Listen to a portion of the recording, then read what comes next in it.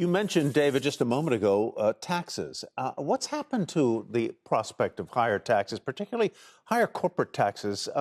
It doesn't seem like that's going anywhere. And if you get into 2022, it's not going anywhere because that's a midterm election year. Well, I think it's highly likely that the second bill that President Biden and the Democrats have put forth will get passed. They're doing that through the budget reconciliation process. And a requirement of that process is that taxes be raised in order to pay for much of that reconciliation. We estimate that the tax rate will go from about 21 to 25% for corporations. But again, that wouldn't be high enough to forestall any of what we just talked about and to put really headwinds onto our ability to grow into earnings next year. You think they'll be able to hold the Democrats in the Senate? Where they can't lose any. They can't lose Manchin. They can't lose Sinema in Arizona, any of them. Well, I think it's more likely than not. I think that this is part of the overall Democratic plan to match some of what the progressives want with some of the more moderates. I think there have been extensive discussions going on, and the probability that the Democrats will lose this opportunity to really set down a new agenda is relatively small in our view. All right. Interesting. Yeah. Hi, David, thanks.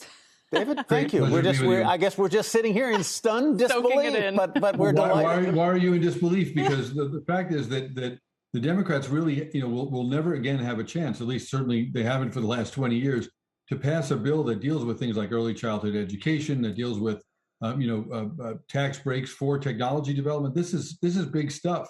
And I think that maybe we've forgotten it with all of the news today, but we expect that 2 bills will get passed as a result of what's going on now, and that the reason that President Biden separated them was to allow both of them to move ahead.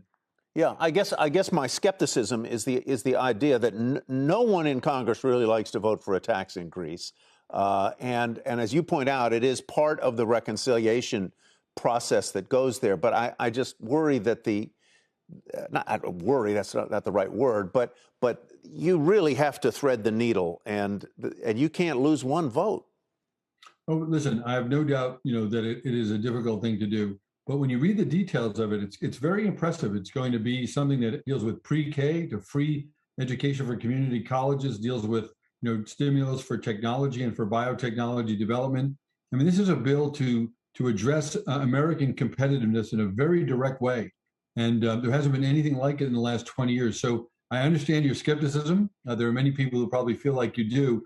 But we associate a high probability with the passage of this bill because what the Democrats have done is they've set the ceiling, right, in the passage of the legislation so that they can spend up to $3 trillion and have figured out more or less how to pay for it without going crazy with corporate taxes, moving them from 21 to 25, but not to an uncompetitive rate.